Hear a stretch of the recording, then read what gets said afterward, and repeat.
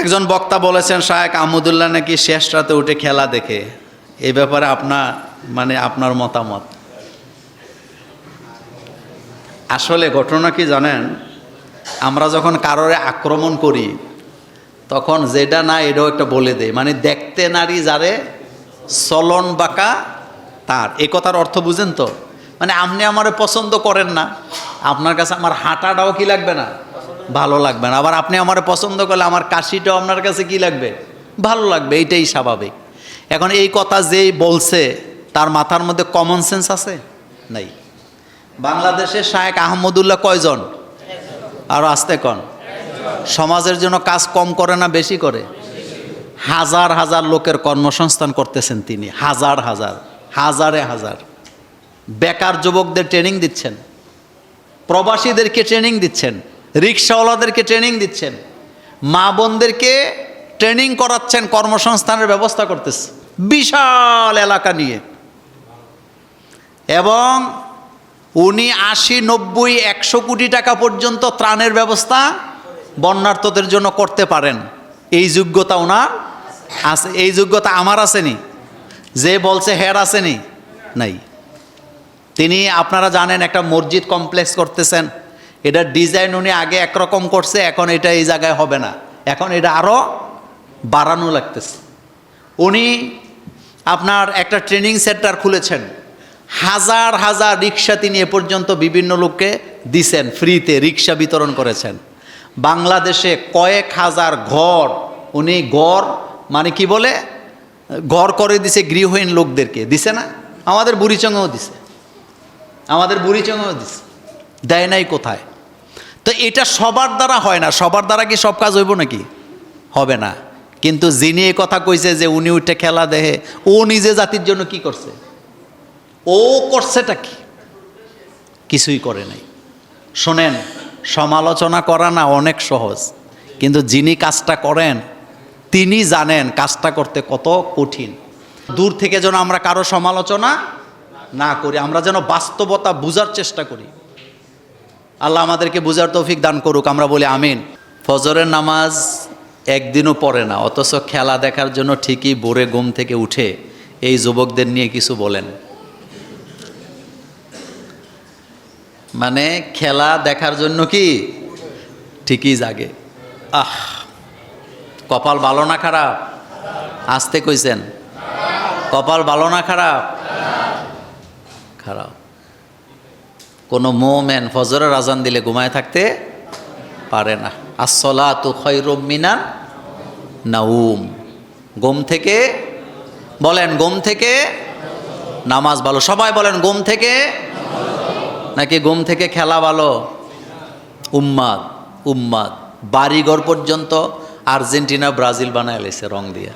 আরে বা সেল তুই ব্যস্ত চলে যাবি, গাধা কোথাকার। আবেগ ভালো, এত আবেগ ভালো না।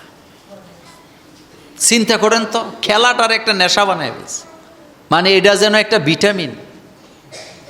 নামাজের জন্য টেনে তোলা যায় না, কিন্তু খেলার জন্য অ্যালার্ম দিয়ে রাখে। টাউন হলে চলে যায়, টিএসসিতে চলে যায়। আপনি চিন্তা করতে পারেন, খেলা নিয়ে পাগল হয়ে গেছে। খেলা নিয়ে যতটুকু পাগল হইলা, আল্লাহরে নিয়ে যদি তার 100 ভাগের 1 ভাগ পাগল হইতাম, আমাদের জীবন বদলায় যেত, জীবন বদলায় যেত। একজন মানুষ, একজন মুমিন আর একজন কাফেরের মধ্যে পার্থক্য হলো কি? নামাজ। রাসূল সাল্লাল্লাহু আলাইহি ওয়াসাল্লাম বলছেন, মান তারাকা সলাতান মুতাআম্মিদান ফাকাত কাফারা। যে ব্যক্তি ইচ্ছা করে একক নামাজ ছেড়ে দিল, সে কুফরি করলো। কার সাথে? আল্লাহ পাকের সাথে। এই জন্য এই খেলাধুলা এগুলা আল্লাহর কাছ থেকে আমাদেরকে দূরে সরায়। ইন্নামাল খামরু ওয়াল মাইসিরু ওয়াল আনসাবু ওয়াল আজলাম রিজসুম মিন আমালিশ শাইতান। আল্লাহ পাক বলছেন রিজসুম মিন আমালিশ শাইতান, এগুলা শয়তানের কাজ, এগুলা তোমাদের কাজ না। ব্যায়াম করার জন্য খেলাধুলা জায়েজ আছে, যুদ্ধ করার জন্য ট্রেনিং নেওয়া এটা জায়েজ আছে, স্বামী স্ত্রী খেলাধুলা করা জায়েজ আছে, দৌড় দেয়া জায়েজ আছে, ঘোড় দৌড় জায়েজ আছে, তীর ছোড়া জায়েজ আছে। কিন্তু খেলাকে নেশা বানানো, বাড়িঘর ব্রাজিল আর্জেন্টিনা বানায় ফেলা, 2 মাইল লম্বা পতাকা লাগানো, আরে গাদায় নাকি বাপের দিনে জমি বেচা পতাকা লাগাইছে জার্মানির, কথা শুনছেন না? মানে এগুলা মাথার মধ্যে কি আছে? সমস্যা আছে, মাথার মধ্যে সমস্যা আছে। কারণ সুস্থ মস্তিষ্কের মানুষ কখনো এ ধরনের কাজ করতে পারে না। নিজের দেশের পতাকার খবর নাই, আরেক দেশের পতাকা উড়াইলে একেবারে কি খুশি। আসলে শয়তানে তার হৃদয়ের মধ্যে কি দেয়? শিরশিরি দেয়। এই জন্য এগুলা নিয়ে পাগল হয়। খেলাধুলা করবেন, খেলাধুলা নাজায়েজ না, কিন্তু খেলাধুলাটা যেন অশ্লীলতা, জুয়া, নেশায় যেন পরিণত না হয়। বিকালবেলা আপনি শরীর চর্চার জন্য খেললেন, কোনো অসুবিধা আছে? নাই, জায়েজ আছে। আপনি দৌড় দিলেন, জায়েজ আছে। দৌড় দিলেন, জায়েজ আছে। দৌড় প্রতিযোগিতা দিলেন, কি আছে? জায়েজ আছে। কিন্তু এগুলো যেন নেশায় পরিণত না হয়, আর আমরা যেন বেনামাজি না হই। আল্লাহ পাক আমাদেরকে হেদায়েত দান করুক, আমরা বলি আমিন। মারা যাওয়ার পর স্বপ্নে মৃত ব্যক্তিকে 2 বার দেখেছি রাগান্বিত অবস্থায়, আমাদের সবাইকে খারাপ ব্যবহার করছে। এটা কি কোনো ইঙ্গিত? মৃত ব্যক্তি যদি কাউকে নিতে আসে তাহলে এটা ভালো লক্ষণ না, এটা মৃত্যুর একটা আলামত নিতে আসলে। আর নর্মালি যেগুলা দেখেন এগুলোর জন্য দোয়া করবেন যে আল্লাহ আমার স্বপ্নের যদি ভালো কিছু থাকে ভালোটা দান করো, খারাপ থাকলে আমাদেরকে মুক্ত করো। আরেকটা কথা বলি, স্বপ্ন দেখলেই যে এটা স্বপ্ন এটা মনে করার কোনো কারণ নেই। স্বপ্ন মূলত 3 প্রকার। কয় প্রকার? 3 প্রকার। নাফসানিয়াত, রাব্বানিয়াত, আর এটা হলো শয়তানিয়াত। কিছু কিছু স্বপ্ন আছে এটা কল্পনা থেকে মানুষ দেখে, এটাকে বলা হয় নাফসানিয়াত। নর্মালি কল্পনা করতে করতে কিছু একটা ঘুমাইছে বা যেই জিনিস কল্পনা করে এটা মানুষের স্বপ্ন দেখে, এটার কোনো তাবিন নেই। দ্বিতীয় স্বপ্নটি হলো শয়তান দেখায়। কে দেখায়? শয়তান ভয় দেখানোর জন্য দেখায়, বিভিন্ন কারণে দেখায়, এটারও কোনো তাবিন নেই। তৃতীয় স্বপ্নটি আল্লাহ পাক মোমেনকে দেখায় তার ভবিষ্যতে তাকে সতর্ক করার জন্য। রাজা বাদশাদের স্বপ্ন আর প্রজাদের স্বপ্ন একরকম না। একই স্বপ্ন রাজা বাদশা দেখলে এটা রেজাল্ট হবে একরকম, প্রজা দেখলে এটা রেজাল্ট হবে আরেক রকম। তবে নিশ্চিত স্বপ্নের মূলত খুব বড় স্থায়িত্ব হয় না। আমরা তো অনেক সময় মনে করি না যে স্বপ্ন সারা রাত স্বপ্ন দেখছি, এটা ভুল। স্বপ্ন সর্বোচ্চ মানুষে 2 থেকে 3 সেকেন্ড দেখে, কিন্তু নিজের কাছে মনে হয় কি অনেক লম্বা সময়। কোনো মোমেন্ট যখন স্বপ্ন দেখে এটা হলো আল্লাহর পক্ষ থেকে। আবার নবীরা যখন স্বপ্ন দেখতেন সেটি ছিল ওহী। নবীদের স্বপ্ন কি? ওহী, এটা আল্লাহর পক্ষ থেকে আসে। মোমেন যখন স্বপ্ন দেখে এই স্বপ্নের ভালো রেজাল্ট হইলে আল্লাহর কাছে চাওয়া যে আল্লাহ তুমি আমার ভালো কিছু দিও, আর খারাপ হইলে তুমি আমার কি করো? মুক্ত করো। তবে আমাদের কিছু সমস্যা আছে, এটা হলো আমরা স্বপ্ন দেখলেই মনে করি আমি বোধহয় কোনো একটা কিছু দেখে ফেলছি। আরেকটা কথা বলে দিই সহজ করে, স্বপ্ন খারাপ দেখলে এইটার রেজাল্ট খারাপ হবে ব্যাপারটা এমন না। খারাপ দেখলেও এটার রেজাল্ট ভালো হতে পারে। এই জন্য স্বপ্নের কথা যার তার কাছে বলবেন না, বিশ্বস্ত লোকের কাছে বলবেন, তাও একজনের কাছেই বলবেন। আম্মাজান আয়েশা রাদিয়াল্লাহু তাআলা আনহার কাছে একজন আসছে স্বপ্নের তাবির জানার জন্য। তো মা আয়েশা রাসূলুল্লাহ ঘরে ছিলেন না, তিনি তাবিরটা করে দিলেন। রাসূল ঘরে আসার পরে মা আয়েশা বলেন, রাসূল আমার কাছে একজন আসছিলেন স্বপ্নের তাবির জানার জন্য, এখন আমি এই বলে দিছি। রাসূল মুস্কি হাসি দিলেন। মা আয়েশা বললেন, রাসূল আমার স্বপ্নের তাবিরটা কি হয় নাই? রাসূল বললেন, স্বপ্নের তাবির একবারই হয়, একবার করে ফেললে দ্বিতীয়বার এটার আর কি করা যায় না, করা যায় না। এই জন্য খাবনামা, বিভিন্ন স্বপ্নের বড় বড় আলেমদের লিখিত বই আছে, আপনি ইচ্ছা করলে ওইগুলো কিনতে পারেন, বিশ্বাসযোগ্য বিশ্বস্ত আলেমের লেখা, তাহলে আপনি দেখতে পারবেন। সিলেটে মাজারে মাদক বন্ধ ঘোষণার একদিন পরে ডিসি সারোয়ারকে বদলি, আসলে ওনার কি দোষ ছিল? প্রথম কথা হলো ডিসিরা বদলি হওয়া, পদোন্নতি হওয়া এটা দৈনন্দিনের একটা রুটিন, কিন্তু ঘটনাটা ঘটছে এমন সময় যে উনি মাজারের হিসাব কিতাব চাইয়া পাতিল ডেক বসাইছে, এরপরে ওনার বদলি হয়েছে। এখন অনেকে মনে করতেছে এই কারণেই ওনার কি হয়েছে, বদলি হয়েছে। আসলে ব্যাপারটা এমন না। পজিটিভলি একটা জিনিস দেখবেন যে ডিসি সারোয়ার স্যার যেই কাজটা সিলেটের মাজারে করছেন, এটার প্রভাব এবং ধাক্কা সারা বাংলাদেশের মাজারে লাগছে নি। এখন এলাকার সবাই প্রত্যেক মাজারের হিসাব স্বচ্ছতার সাথে চায় যে আমরা দেখতে চাই যে কোন মাজারে কত টাকা আয় হয়, কত টাকা ব্যয় হয়। এবং সিলেট মাজারে এই প্রক্রিয়া কিন্তু বন্ধ হয় নাই। উনি চলে গেছে মানে ডেক কিন্তু বন্ধ হয় নাই, এটা এইভাবে আছে।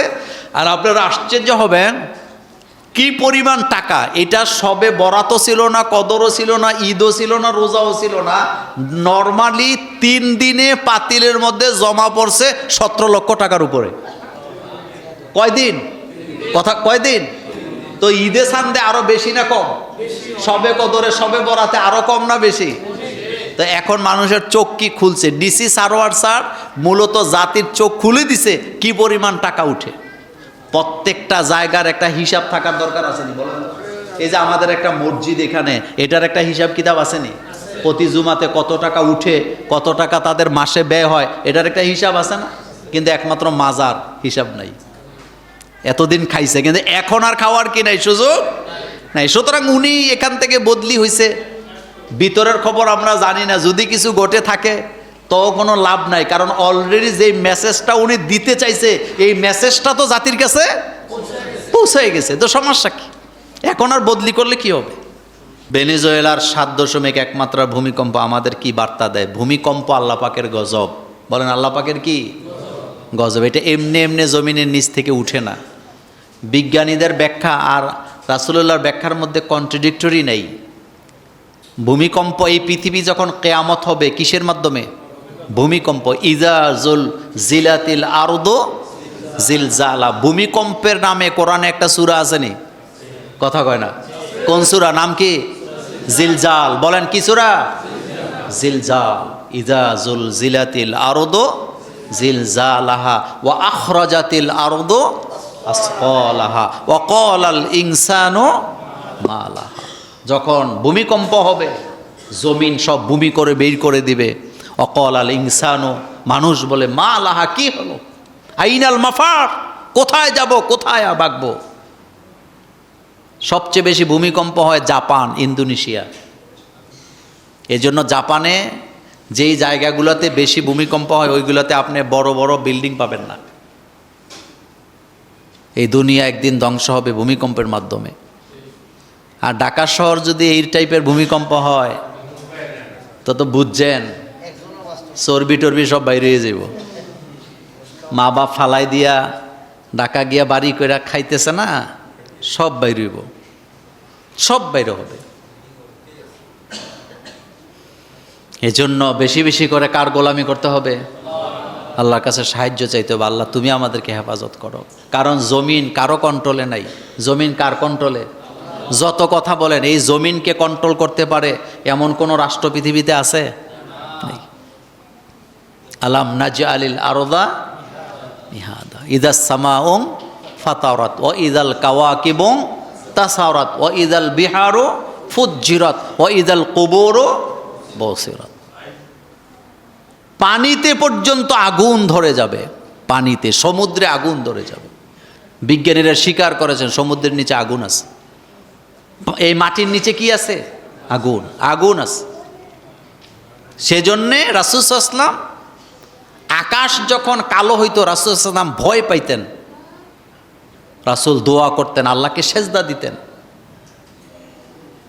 সমাজে যখন পাপাচার বাড়ে আল্লাহ পাক বলছেন বিমা কাসাবাত আইদিন নাস। এই যে গজব আসে এগুলা মানুষের হাতের কামাই করা। সুতরাং এক দেশে হয়েছে আমার দেশে হবে না এরকম কোনো কথা নাই। আমার এখানেও ঘন ঘন হচ্ছে। আল্লাহ পাক যেন আমাদেরকে হেফাজত করেন, আমরা বলি আমিন। এটা কেয়ামতের আলামত। কেয়ামতের আলামতের একটা আলামত হলো কেয়ামতের আগে ঘন ঘন কি হবে? ভূমিকম্প হবে। এজন্য আল্লাহমুখী যেন আমরা হই, আল্লাহকে যেন ভয় পাই।